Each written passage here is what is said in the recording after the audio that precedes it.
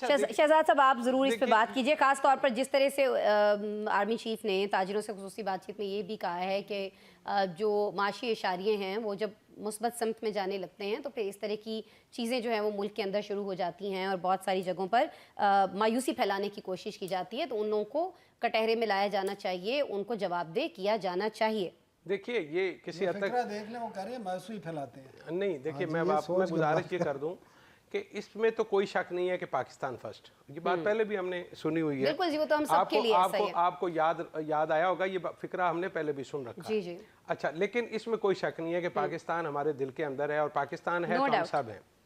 अच्छा, बाकी जो बातें हैं उनमें से जो इकॉनमी वाली बात है, मैं उससे थोड़ा सा मैं सोच में हूँ कि हाँ एक इस्तेहकाम भी है, कुछ महंगाई कम होती हुई नज़र आई है। असद उमर का भी एक ट्वीट आया है, मेरा ख्याल है, मुझे नहीं पता उनको इकॉनमी की कितनी समझ है या नहीं है, लेकिन मायूसी वाकई नहीं फैलानी चाहिए। हमें उम्मीद का दामन नहीं छोड़ना चाहिए, चूँकि ना उम्मीदी कुफर है। देखें ये बात ही है कि जिस वक्त इस मुल्क के अंदर ये नैरेटिव इस्टेब्लिश किया गया था कि पाकिस्तान डिफ़ॉल्ट होने के दाने पे है, हुआ कि हुआ, आज हुआ कि कल हुआ, हमारे पास ये नहीं है वो नहीं है, इवन खुतूत भी लिखे गए पीटीआई की जानिब से कि ना सपोर्ट करें, वो कर दे, ठीक है, बात ठीक है, कम से कम रियलिस्टिकली गुफ्तगू करनी चाहिए कि जिस वक्त पेट्रोल जो है वो 300 प्लस पे था, आज कहाँ पे खड़ा है, डॉलर कहाँ पे था, आज कहाँ पे खड़ा है, मार्कअप 22% पे था, आज 15% पे खड़ा है।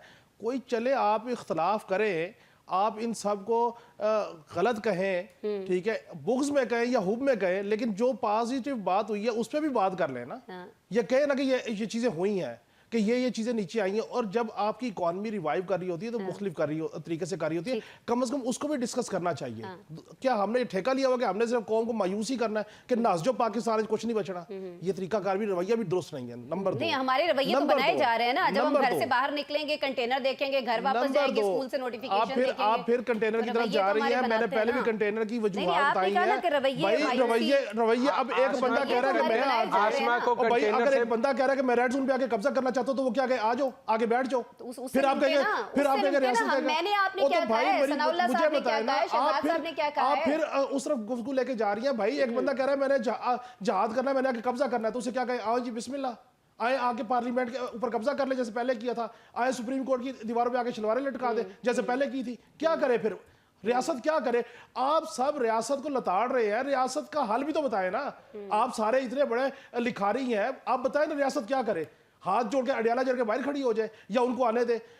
तीसरी बात, आखिरी जुमला, भाई प्रॉक्सी खेली जा रही है पाकिस्तान में, अफगानिस्तान के थ्रू इंडिया प्रॉक्सी खेल रहा है, वो इंसर्जेंसीज कर रहा है, वो बंदे भी मार रहा है, वो पॉलिटिकल डिस्टेबलाइजेशन भी कर रहा है, सब काम हो रहा है। और क्यों हो रहा है कि पाकिस्तान की इकॉनमी बेहतर ना हो? सादा सी साइंस है, इसको रोकने के लिए अगर इदारा काम ना करे, ठीक है, तो और कौन काम करे? यहाँ पे तो एक दूसरे पे एतबार ही नहीं है। पीटीआई के बानी को अपने बंदों पे एतबार नहीं है। अगर इदारा काम कर रहा है तो उसमें तनकीद करने की जरूरत क्या है? लेकिन चलिए सियासतदान तो आपस में जो कर रहे हैं सो कर रहे हैं, लेकिन इसमें आम शहरी जो किसी भी पार्टी के हक में नहीं है या उसके खिलाफ नहीं है, उन बेचारों का क्या कसूर है? काशिफ साहब आप ज़रा इस पे रोशनी डाल दीजिए ना।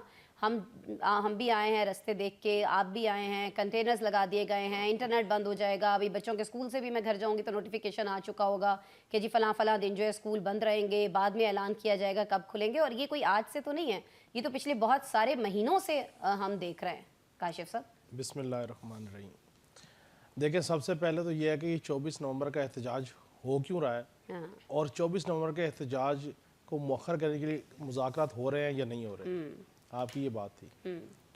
अब मुज़ाकरात तो मैं कह रहा हूँ हो रहे हैं, और मुज़ाकरात होते हुए कन्फर्म भी हो गए हैं, और मुज़ाकरात की कन्फर्मेशन खुद बानी तहरीक इंसाफ ने दी है। बिल्कुल, उन्होंने कहा जी बैरिस्टर गोहर और अली मीन गंडापुर साहब के तवस्सुत से मुझे पैगाम आया है कि एहतजाज मौखर कर दें, हम मुज़ाकरात करते हैं और ऐसा ऐसा मामला ठीक हो जाए। ऐसा ही है।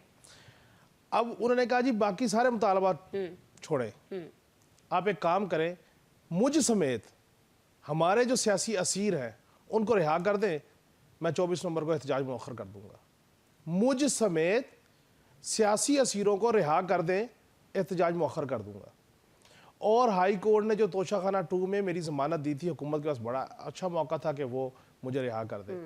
अगर ये मुझे और मेरे सियासी असीरों को रिहा नहीं करते تو مجھے لگتا ہے یہ سیریس نہیں ہے. اب یہ وہ گفتگو ہے جو بانی تحریک انصاف نے کی ہے, جو میں نے حرف بارف آپ کو بتائی ہے. اس کا مطلب کیا ہے؟ اس کا مطلب یہ ہے کہ 24 نومبر کو بیلاروس کا ایک بڑا وفد پاکستان آ رہا ہے, کوئی پرواہ نہیں ہے. اس کا مطلب یہ ہے کہ یہاں کے تاجران بل بلاتے رہے, روتے رہے, پیٹتے رہے, کوئی پرواہ نہیں ہے. اس کا مطلب یہ ہے کہ یہاں کے عام عوام جنتا شہری پریشان ہو, کوئی پرواہ نہیں ہے. بچے سکول نہ جائیں, کوئی پرواہ نہیں ہے. صرف ایک بات کی پرواہ ہے, مجھے رہا کرو, احتجاج ختم. اگر اس طریقے سے چند ہزار لوگوں کا احتجاج اور وہ جتھا لے کے آ جائے اور کہیں جی رہا کرو, تو پھر ان قیدیوں کا کیا قصور ہے جن کی سزائیں, جن کے کیس نہیں چل رہے, پھر باقی سب کو ہی رہا کر دو. کھولیں اڈیالہ جیل کا دروازہ, کہیں جی ہم سب کو رہا کریں, چھوڑیں جو کرمنل ہے, جو نہیں ہے سب کو چھوڑ دیں. نسیم صاحب یہ تو پھر کاشف صاحب صحیح بات کر رہے ہیں نا, عدالتیں نہیں ہے, یہ کوئی نہیں, یہ سیدھی سیدھی بلیک میلنگ ہے کہ مجھے چھوڑے, میرے لوگوں کو چھوڑے اور میں احتجاج مؤخر کر دیتا ہوں. اور آخری بات یہ بات کہ اگر ان کے پاس تھا اور ان کے اب ریمانڈ ہو گیا اور یہ ہو گیا, یہ نہیں سیریسنس آپ کے پاس کیا ہے؟